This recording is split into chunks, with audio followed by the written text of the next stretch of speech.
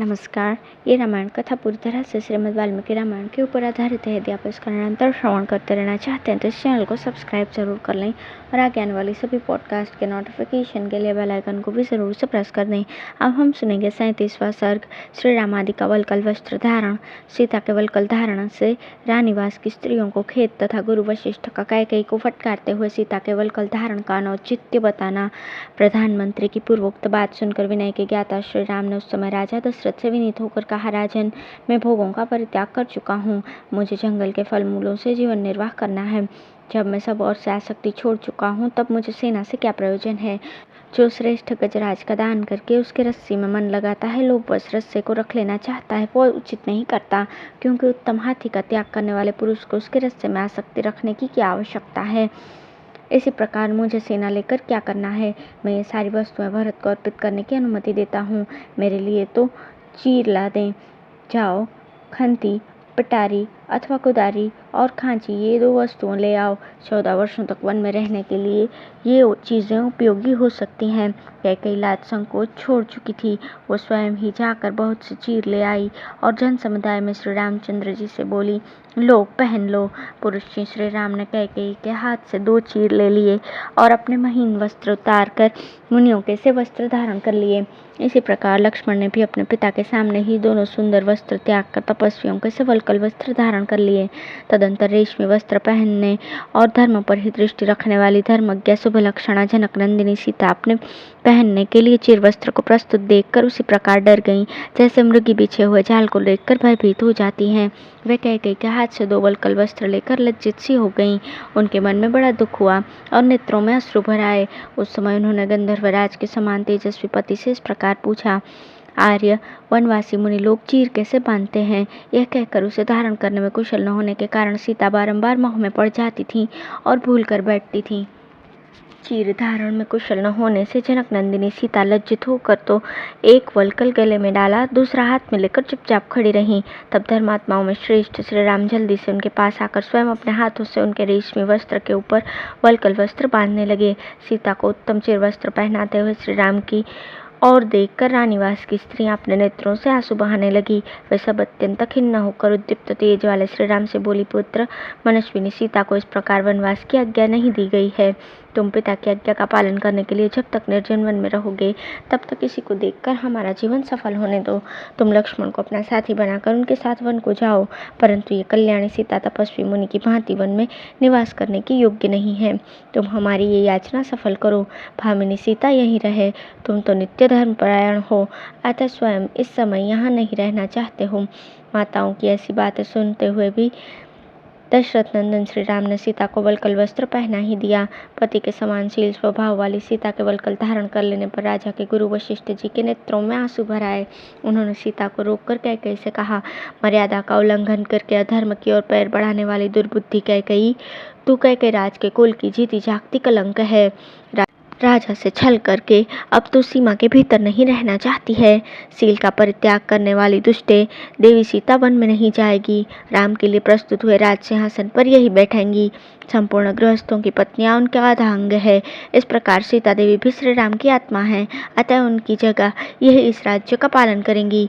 यदि विदेह नंदिनी सीता श्री राम के साथ वन में जाएंगी तो हम लोग भी इनके साथ चले जाएंगे। यह सारा नगर भी चला जाएगा और अंतःपुर के रक्षक भी चले जाएंगे। अपनी पत्नी के साथ श्री रामचंद्र जी जहाँ निवास करेंगे वहीं इस राज्य और नगर के लोग भी धन, धान्य और आवश्यक सामग्री लेकर चले जाएंगे। भरत और शत्रुघ्न भी चीर वस्त्र धारण करके वन में रहेंगे और वहां निवास करने वाले अपने बड़े भ्राता श्री राम की सेवा करेंगे। फिर तू वृक्षों के साथ अकेली रहकर इस निर्जन एवं सुनी पृथ्वी का राज्य करना। तू बड़ी दुराचारिणी है और प्रजा का हित करने में लगी हुई है। याद रख, श्री राम जहाँ के राजा न होंगे वो राज्य राज्य नहीं रह जाएगा, जंगल हो जाएगा, तथा श्री राम जहाँ निवास करेंगे वो वन एक स्वतंत्र राष्ट्र बन जाएगा। यदि भरत राजा दशरथ से उत्पन्न हुए हैं तो पिता के प्रसन्नता पूर्वक दिए बिना इस राज्य को कदापि लेना नहीं चाहेंगे, तथा तेरे साथ पुत्रवत बर्ताव करने के लिए भी यहाँ बैठे रहने की इच्छा नहीं करेंगे। तो पृथ्वी छोड़कर आकाश में उड़ जाए तो भी अपने पितृकुल के आचार व्यवहार को जानने वाले भरत उसके विरुद्ध कुछ नहीं करेंगे। तूने पुत्र का प्रिय करने की इच्छा से वास्तव में उसका अप्रिय ही किया है, क्योंकि संसार में कोई ऐसा पुरुष नहीं जो श्री राम का भक्त न हो। कैकेयी, तू आज ही देखेगी कि वन को जाते हुए श्री राम के साथ पशु, सर्प, मृग और पक्षी भी चले जा रहे हैं। औरों की तो बात ही क्या, वृक्ष भी उनके साथ जाने को उत्सुक है। सीता तेरी पुत्र वधू है, इनके शरीर से वल्कल वस्त्र हटाकर तू इन्हें पहनने के लिए उत्तम उत्तम वस्त्र और आभूषण दे। इनके लिए वल्कल वस्त्र देना कदापि उचित नहीं है। ऐसा कहकर वशिष्ठ ने उसे जानकी को वल्कल वस्त्र पहनाने से मना किया। वे फिर बोले, कैकेयी राजकुमारी, तूने अकेले श्री राम के लिए ही वनवास का वर मांगा है, अतः ये राजकुमारी वस्त्राभूषणों से विभूषित होकर सदा श्रृंगार धारण करके वन में श्री रामचंद्र जी के साथ निवास करे। राजकुमारी सीता मुख्य सेवकों तथा सवारियों के साथ सब प्रकार के वस्त्रों और आवश्यक उपकरणों से संपन्न होकर वन की यात्रा करे। तूने वर मांगते समय पहले सीता के वनवास की कोई चर्चा नहीं की थी, अतः इन्हें वल्कल वस्त्र नहीं पहनाया जा सकता। ब्राह्मण शिरोमणि अप्रतिम प्रभावशाली राजगुरु महर्षि वशिष्ठ के ऐसा कहने पर भी सीता अपने प्रियतम पति के समान ही वेशभूषा धारण करने की इच्छा रखकर उस चीर धारण से विरत नहीं हुई। अब है राजा दशरथ का सीता को वल्कल धारण कराना अनुचित बताकर कैकेयी को फटकारना और श्री राम का उनसे कौशल्या पर कृपा दृष्टि रखने के लिए अनुरोध करना। सीता जी सनात होकर भी जब अनाथ की भांति चीर वस्त्र धारण करने लगी, तब सब लोग चिल्ला चिल्ला कर कहने लगे, राजा दशरथ, तुम्हें धिक्कार है। वहां होने वाले उस कोलाहल से दुखी होकर इक्ष्वाकु वंशी महाराज दशरथ ने अपने जीवन, धर्म और यश की उत्कट इच्छा त्याग दी। फिर वे गरम गरम श्वास खींचकर अपनी भार्या कैकेयी से इस प्रकार बोले, कैकेयी, सीता कुश चीर पहनकर वन में जाने के योग्य नहीं है। ये सुकुमार बालिका है और सदा सुखों में ही पली है। मेरे गुरु ठीक ही कहते हैं कि ये सीता वन में जाने की योग्य नहीं है। राजाओं में श्रेष्ठ जनक की ये तपस्विनी पुत्री क्या किसी का कुछ बिगाड़ सकती है, जो इस प्रकार जन समुदाय के बीच किसी किंग कर्तव्य विमुठ भिक्षुकी के समान चीर धारण करके खड़ी है। जनक नंदिनी, अपने चीर वस्त्र उतार दे, यह इस रूप में वन में जाए, ऐसी कोई प्रतिज्ञा मैंने पहले नहीं की है और न किसी को इस प्रकार का कोई वचन ही दिया है।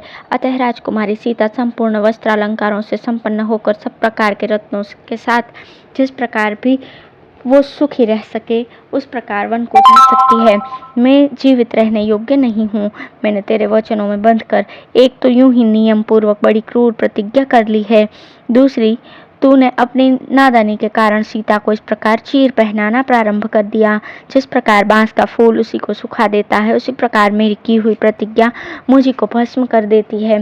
नीच पापिनी, यदि श्री राम ने तेरा कोई अपराध किया है तो विदेह नंदिनी सीता ने ऐसा दंड पाने योग्य तेरा कौन सा अपकार कर दिया, जिसके नेत्र हरिणी के समान खिले हुए हैं, जिनका स्वभाव अत्यंत कोमल एवं मधुर है, वो मनस्विनी जनक नंदिनी तेरा कौन सा अपराध कर रही है। पापिनी, तूने श्री राम को वनवास देकर ही पूरा पाप कमा लिया।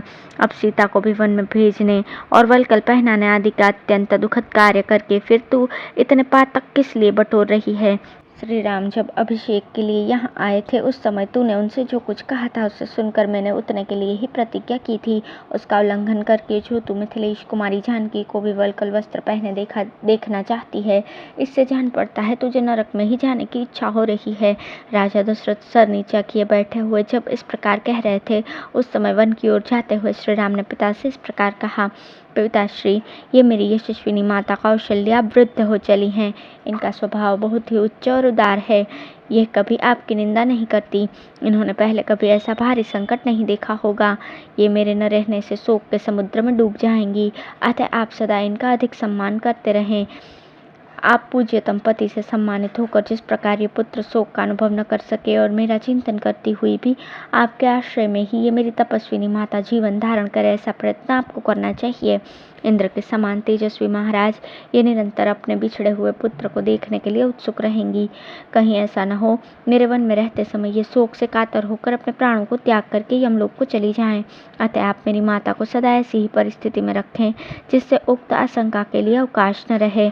इस प्रकार श्री वाल्मीकि निर्मित रामायण आदि काव्य के अयोध्या कांड में 48वां सर्ग पूर्ण हुआ। धन्यवाद।